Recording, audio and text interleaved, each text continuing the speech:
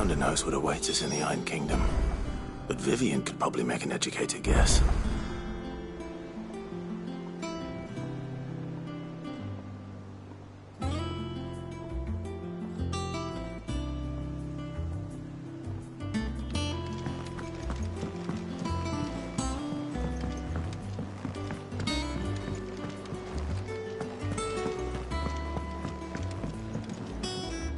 I didn't take you for a scholar, Ivan.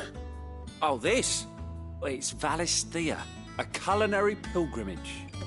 I borrowed it from old tomes. Seems there's no creature in the realm so foul it can't be cooked up into something delicious. Think I'll stick to the unfoul ones, thanks. Oh, where's your sense of adventure, Sid? Honestly, one glance at these recipes, and even you would trade in your sword for a butcher's cleaver. From spit roasts to sweetmeats, this book has them all. What I wouldn't give to bring these recipes to life. If it's my blessing you're hoping for, then by all means. Well, I'm no hunter, Sid. The first tunnel worm I came across would be the death of me. But you're made of sterner stuff. Would you help me resurrect one of these recipes? Something tells me you won't be taking no for an answer. Fine, I'll help. Fantastic! Thank you. So, dare I ask what's on the menu? Chance's Stew. It was once a favourite among the gourmands of Oriflamme, if the author is to be believed. Though Molly's never heard of it. The only problem is that while the recipe is extremely detailed in most respects, it's infuriatingly cryptic as to the main ingredient. A beast, no doubt. Most likely something that would make easy work of a simple cook with more broth than brawn, but unwanted violets. I've no idea what they might be. Does the book say anything else? Well, only that the sweetest violets sprout atop the bed of roses. Roses. Rosaria, perhaps? One of the butchers in Martha's Rest might know something. I'll ask next time I'm there.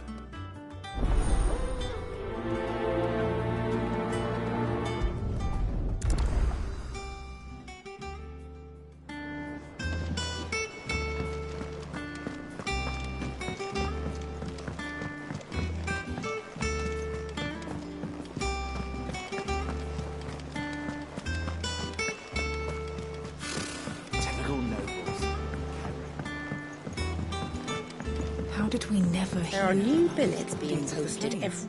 Clive! Oh, am I glad to see you? Is something wrong? It's Blackthorn. He ain't himself. And if I'm honest, he ain't been for a while. That normally it only takes a couple of drinks to perk him back up, but not this time. Something's getting him down. And whatever it is, he ain't telling. It's like he's lost his spark, you know? He's barely got enough fire in his belly to get the ump about stuff. But I'm thinking he might if we both bent his ear, because he respects you, innit? So, what you say? Fine. If you think it will help. I knew you'd understand. But if he doesn't want to talk, we let him be. He'll open up when he's ready. All right. Now, he'll only smell a rat if we both turn up at once. So, I'll go first, and you can meet us at the forge. Wait a bit, then head over when you're ready.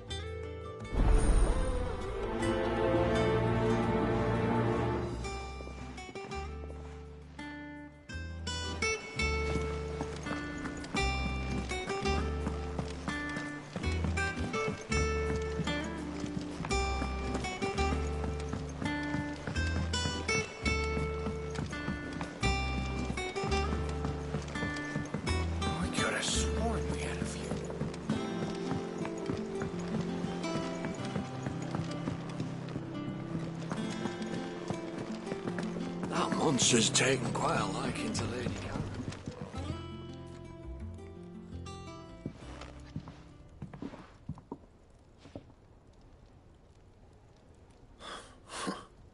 First August, and now you. What are you pair up to? What's it got to do with me? August was worried that something had been weighing on your mind. I thought you might want to talk about it.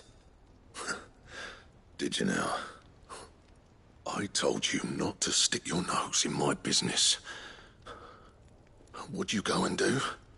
Clive just wants to help, innit? What's so bad about that? Talk to him. You never know, you might feel better for getting it all out in the open.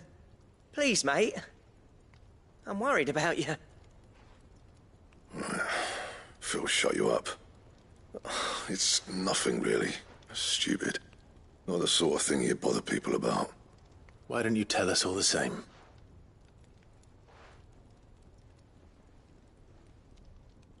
Karen and I have an arrangement.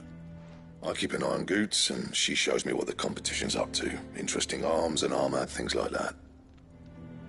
Anyway, the other day, she shows me a cuirass she's come by. Masterpiece of level work.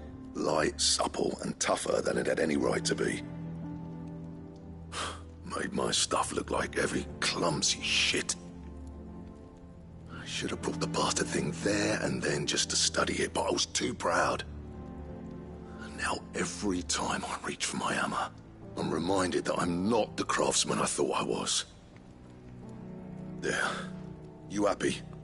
You got what you came for? Now piss off. All right, we're going.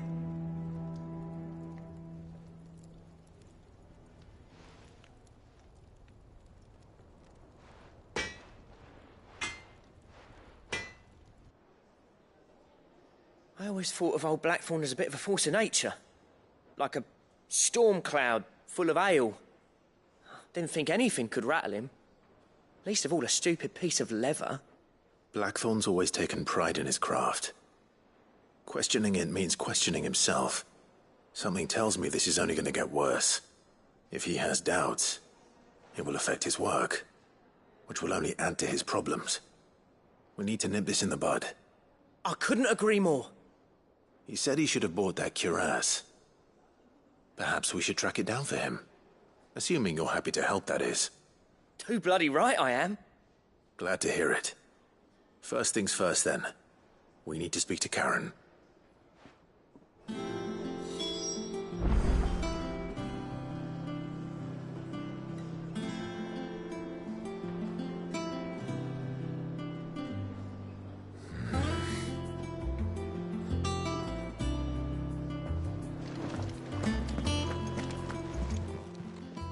Karen, do you have a moment?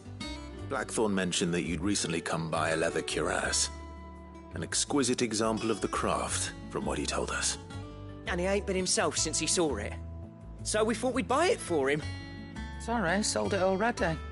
Didn't think Blackthorn cared for it the way he turned his nose up. But it was nicely put together, that's for certain. Even if the bloke who made it is a bit of an odd one. Happened across him on my travels. Next all his stuff to order, but the fella who commissioned it refused to pay. He didn't like the colour of summit. So I took it off his hands for a fair price. You don't know where we might find him, do you? Like I said, he's a bit of an odd one. Doesn't even have a workshop. He doesn't trust hunters neither, which means he spends as much time out tracking beasties as he does working their hides. I see. He did tell me something, though. Apparently, his next commission's for a set of griffin hide greaves. Here, there's a griffin on the hunt board. The curse breakers were placing bets on who'd bag it. Now, where the bleeding hell was it sighted? Somewhere in Sambrec, maybe... Cair Northern, that was it. Thank you, Karen. We'd be lost without you. At least you admit it. So, it sounds like going after that griffin might be the best chance we have of finding our roaming leatherworker. I'll leave the hunting to you if you don't mind. While you get on with that, I'll ask around the markets. See if I can't sniff out who he is and where he's hiding. Good idea. Hopefully one of us will be able to track him down.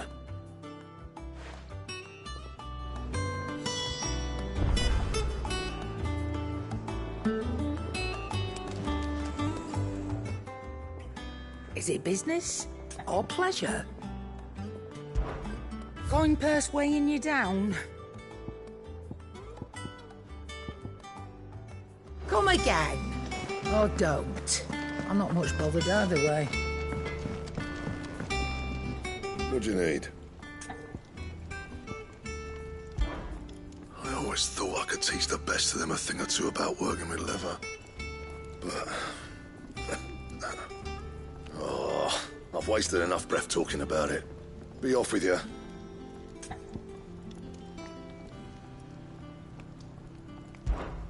What do you want?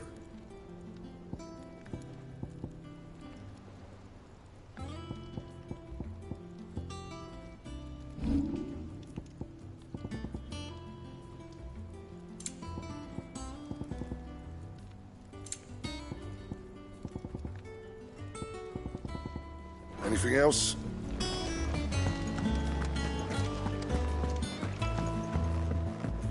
Deadlands wouldn't be half as bad as a whole bloody ghost.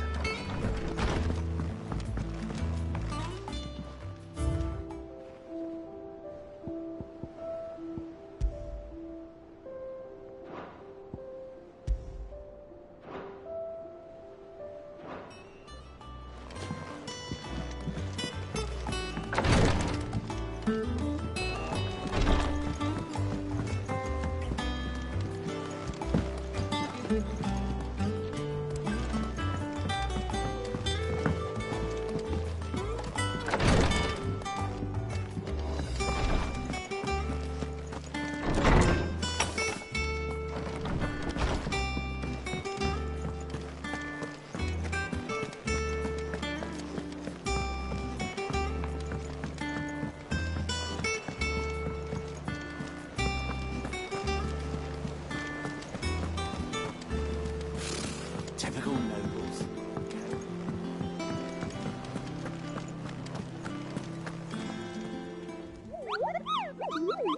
What's the matter, Nectar?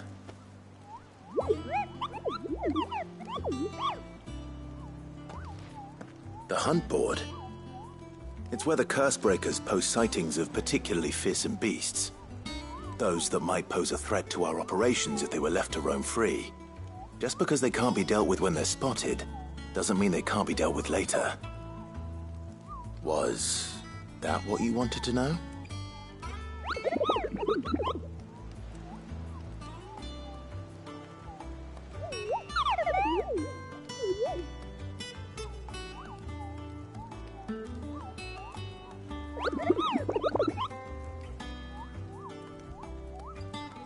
Right. Well, leaving your mightiness aside for the moment, the people of Valisthea are going through a lot already. What with the Blight and the war. The last thing they need is ungodly fiends terrorizing them on top of everything else. So if the Cursebreakers are too busy to help, then perhaps I can. Or at least I can try.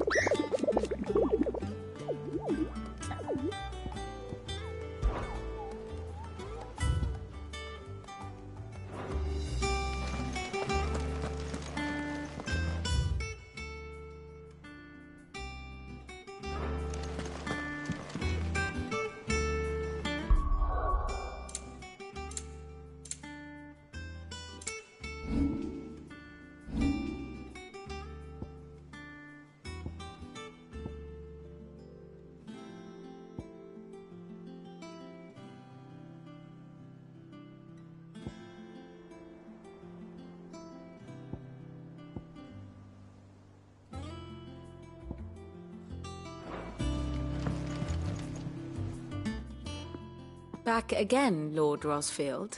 I'm touched that you should find me such good company. It is not your company, but your counsel that I seek on this occasion. Ever the charmer. What will it be today, then? The Iron Kingdom. I need to know what to expect. You'll soon be setting sail for Drake's Breath, then, I take it. The mother crystal that rises from the boiling sea. There was a time when a true-blooded Rosarian had only to brave the waves to visit it. But then the Ironblood made their move.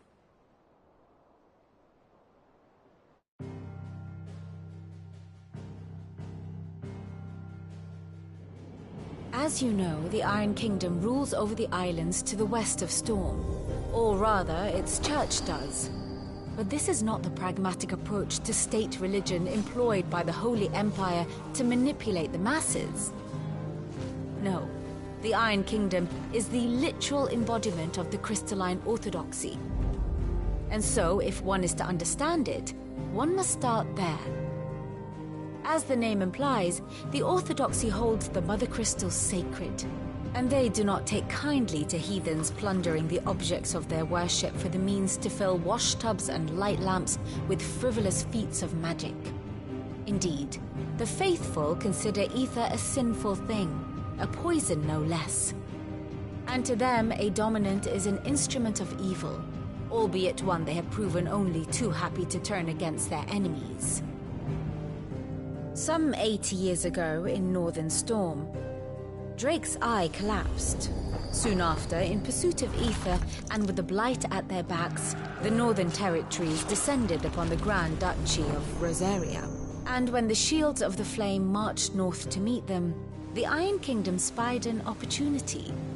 A few short days later, the Crusaders landed on the island of Mount Justanus, home of Drake's Breath, and plucked it from the Duchy's grasp. Rosaria tried to reclaim it, of course, but to no avail. I doubt more than a handful of Duchy men have set foot on its shores in your lifetime. Nor are they like to again, under the Empire's stewardship, meaning the Iron Blood will keep their island. And with it, the foothold they need to march on mainland soil when next they spy an opportunity.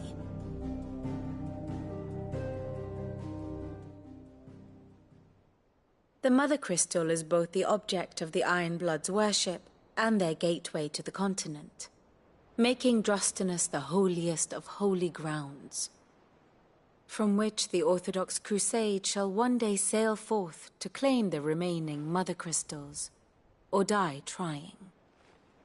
My father and my grandfather both traded blows with the Iron Blood for control of Drake's Breath. Had things unfolded differently at Phoenix Gate, we would have sent our entire fleet against them. But instead, they sent their fleet against Rosaria, sacked the capital, killed the men, and captured the women, including Jill. I'd say you'd be forgiven for wanting a little revenge, Clive. My only aim is to destroy the Mother Crystal. But thank you all the same. Not much else to do here. Let's see if Jill's ready.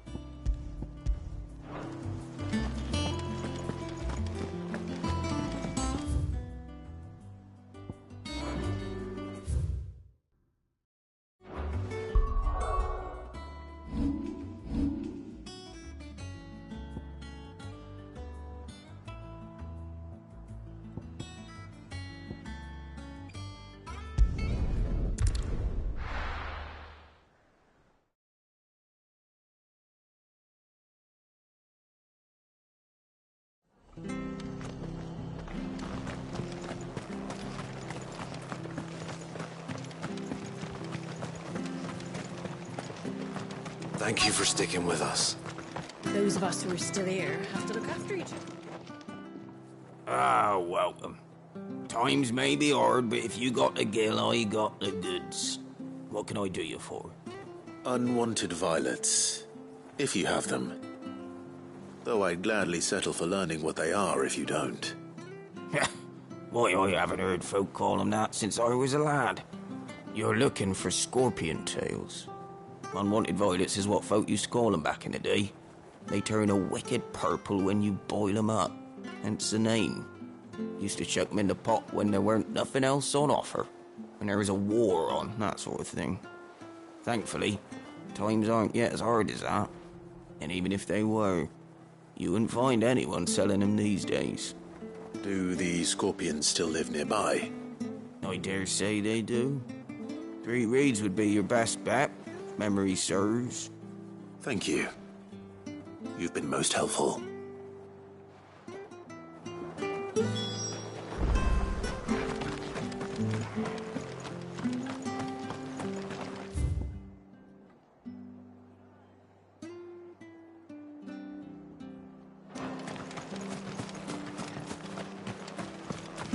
Stay sharp.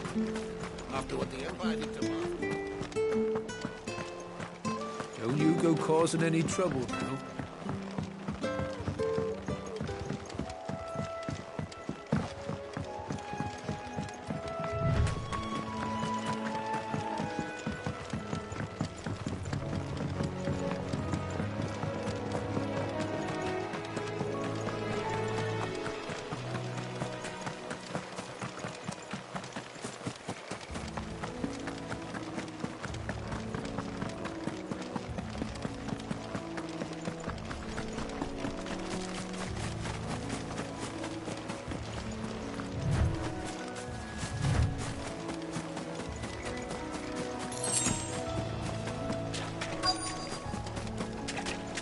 Scorpions. At least I know what I'm up against.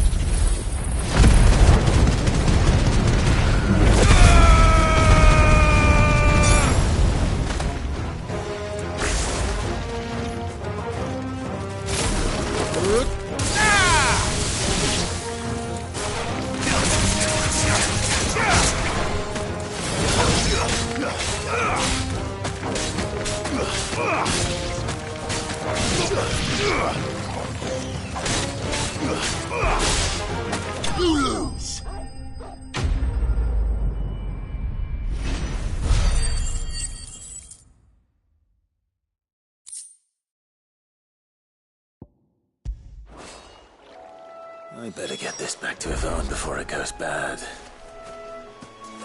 Or any worse, at least.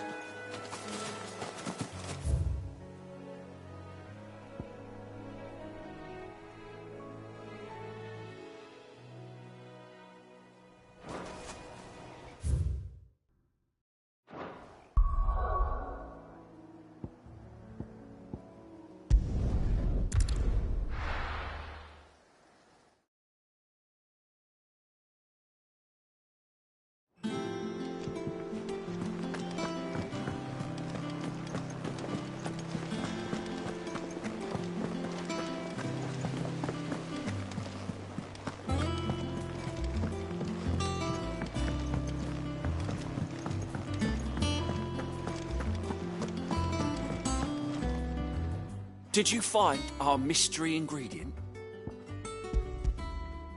I did indeed. Marvellous! Let's see. What am I supposed to do with this? It's poisonous, surely. You wouldn't be wrong. But that's your unwanted violet.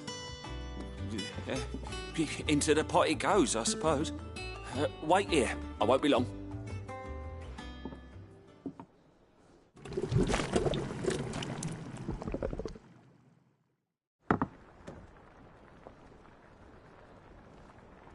I present Chance's stew, risen once again from the ashes of obscurity.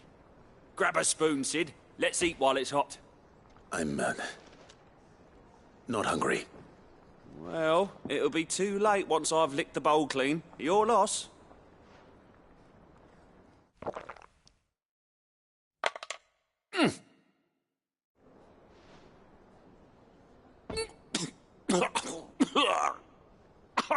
Odin's teeth. What an assault on the senses. It's like choking on swamp water. And yet, up through the pungency, there rise complex, meaty notes. It takes a moment to recover from such an onslaught of flavours, but never have I tasted anything so fine. Thank you, Sid. Thank you. You're, welcome. I must share this gift. I won't rest until a steaming bowl of Chance's stew sits before everyone in the hideaway. A single mouthful, and Molly will be breeding scorpions of her own. I'm sure she will.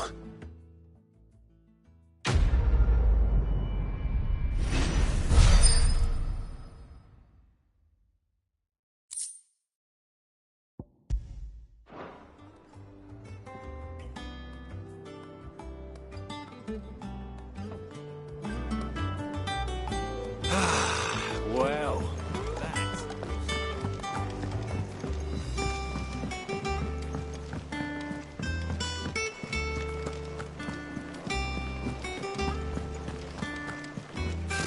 Typical nobles.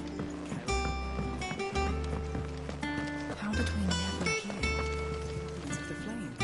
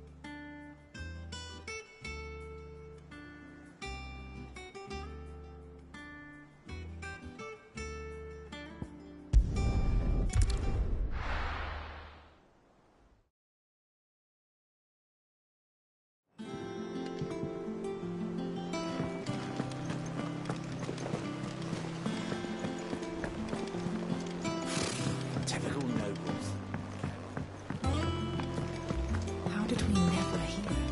Guardians of the Flame.